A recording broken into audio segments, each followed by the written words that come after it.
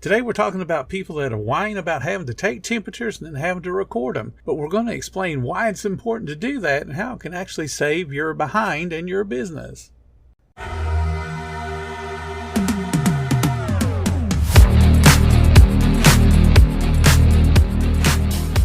Welcome to the 10-Minute Food Truck Training Podcast. My name is Bill Moore. I am a food truck business coach, author of 5 food truck vending books, including Food Truck 101 and Food Truck 201. This podcast is all about helping you start and grow your food truck business. I was never really a runner. The way I see running is a gift, especially when you have stage 4 cancer. I'm Anne. I'm running the Boston Marathon, presented by Bank of America.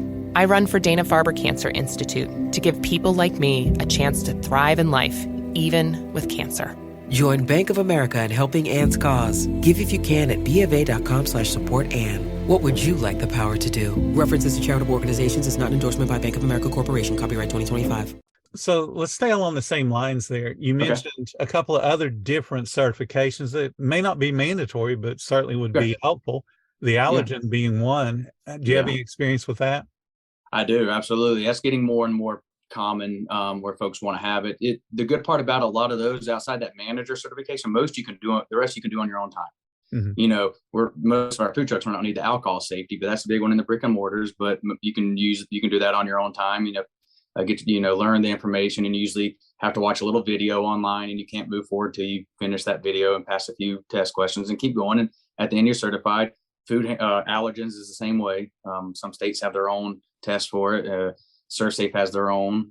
There's quite a few, but it's just making sure we understanding what the major 9 sesame just got added on a few weeks ago. Sesame is now a major FDA accorded major allergen, which really goes on the retail side, meaning you'll start seeing that on labels for in retail as they may contain or does contain sesame up until a month ago, but they'll start in January. But we've never had to add that on to labels until now. So you're going to learn about them, but then it's also the main part behind it is understanding how to minimize that cross contact. So we're not hurting folks by accident, and just understanding the risk of them. And so allergens is a good one. Food handler is getting more and more common too. I'm seeing even insurance agencies are loving it. They might give you a deal on your insurance. Mm-hmm. A lot of the larger corporates are wanting folks, anyone who just touches food, they call it food handler. So something goes in depth on the permitting side and all the tougher stuff we have in management, but it's really going to focus on cleanliness, the correct temperatures, cooking temperatures, holding temperatures, and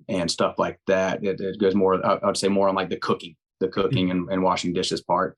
So that true food handling. And those, there some stuff came out in COVID for kind of reopening or being COVID, understanding, COVID sanitation type stuff. But those are the ones we're seeing right now that they're starting to gain a lot of different agencies. And then, like I said, insurances are starting to like it a little bit, or like the more folks you have that have those certifications, it can lower premiums. That's an awesome thing to hear. I'm glad to see that insurance companies throw the weight around, like they want to see the hood and fire suppression. Sure. Because that helps reduce their exposure to a potential claim. Number one cause of fires. Yeah, absolutely. Yeah, exactly. Yeah. So if they're also being concerned about the food handler, it's a pain. Right. But most states allow the certified food manager to conduct that training. So it's not like there's an additional expense, correct? Exactly. Yep. So that's made it a lot easier to obtain. You could have staff do it, on our food trucks, if you have 2 or 3 people. If you want to be, if the owner operator, you want to have the manager one, that seems to be, that most of us are probably there all the time anyway. So we're covering that basis. And then, if you have 2 or 3 helpers, just have them spend time one morning or some time on their own, and get some, help them out and get those. It's I hate to say it looks good to have certificates on the wall. You don't want that to be the main incentive, but it does look good. It feels good, and it's going for the greater good. So it is. It is. If what we saw when I really got into the food safety side, got out of the restaurants and more on the food safety side, in the mid 2006 and 8 and all that. That was when food trucks are kind of getting that first wave of them. We saw the first wave of them, really nationwide. But before that, really at least personally, I kind of thought of food trucks is what you saw at the fair. It was the stands, it was the tents, it was that type of stuff. It wasn't all the nice trucks and trailers that we see now, and a lot of us have. And it didn't have the greatest reputation. It's usually what, one bad apple spoils a bunch. It wasn't because the majority were doing anything wrong. It was just, it was the ones that are just moving from city to city. They're not too worried about what happens. I mean, I've got 100 war stories I could share, that'd be for another day about where, somebody's doing something on a Sunday and you're trying to crack down on them. They're going, well, we're packing up because we're headed to the next state tomorrow. Mm-hmm. This is the last day of the fair. And you're going, you really got no leverage over them. And so, those few could give it a bad, that only hurts us. If it hits the news that some people got sick and even there was an outbreak or, worst case scenario, even foodborne illness deaths occurred from a food truck, then we're all going to feel that. The people are going to go, oh yeah, there's a food truck. So, we kind of would all get lumped into it. So it's there, let's all do it the right way. There a lot of the agencies kind of look at it a little different because they know there's been a few of the food trucks that do it the wrong way. And so that some of them get a little cautious. But I think, the past 5-10 years, we've really seen we're legit. We're doing it the right way. The most of us are doing it. We're making it's our livelihoods. We're making a living off of it. We don't want to do it the wrong way. So the influx of food trucks over the years, because I've been doing this a really long time. Yeah. When I first started doing it, most cities, especially small cities, had no idea how to permit somebody. Right. We don't know what to do. You got wheels, Yeah, right. it was tough. Nowadays it's very commonplace for there to be a whole section about how to be a food truck in a city.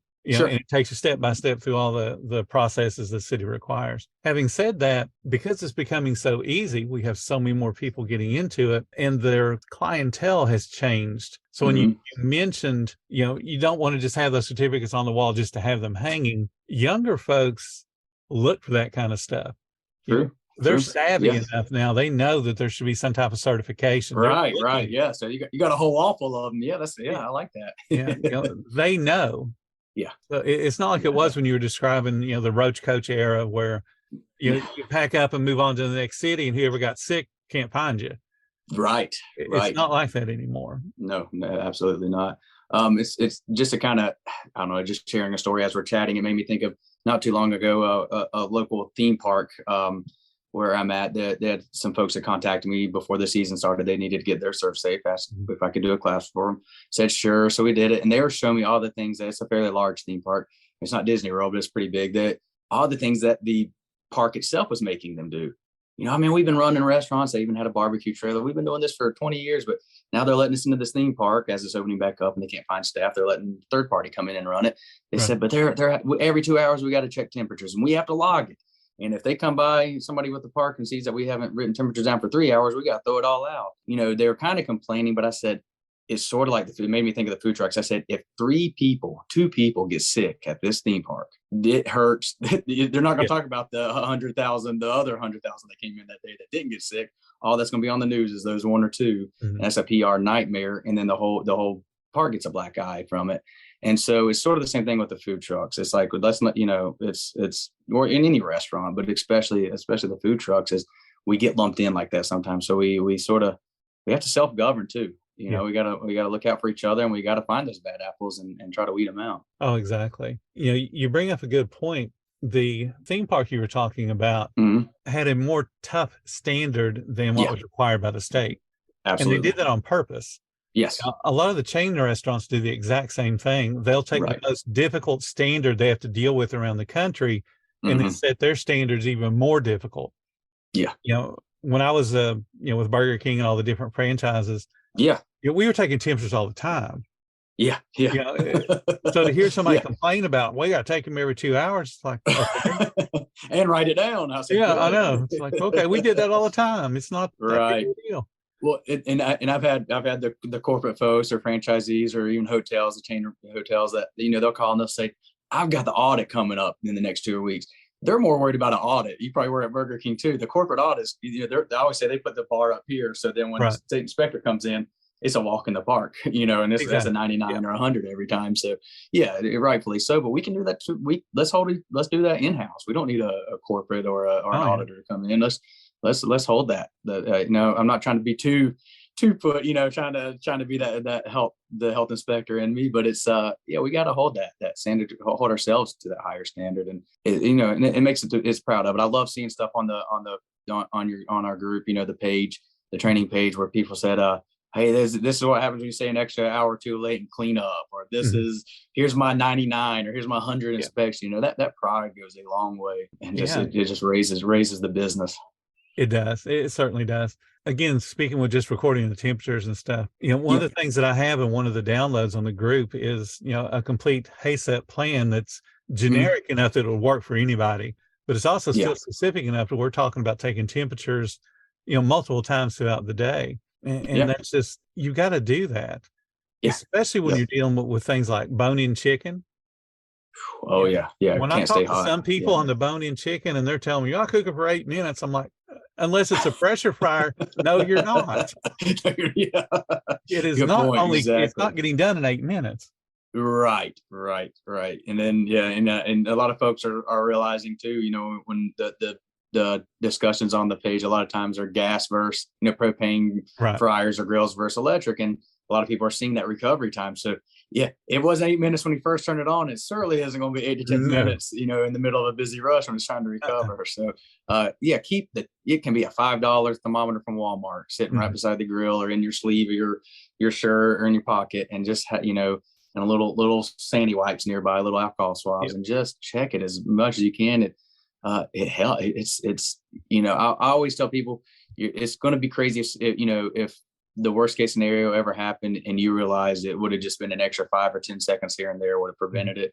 You're going to feel pretty foolish or pretty regretful that we didn't take that extra precaution. Oh, exactly. When you deal in volumes of food, especially if you're on a busy food truck, you'll think, well, I cooked all this stuff, so I know it's hot. Yeah. You don't really know it's hot. Right. Unless you do, like you said, you put a thermometer in it.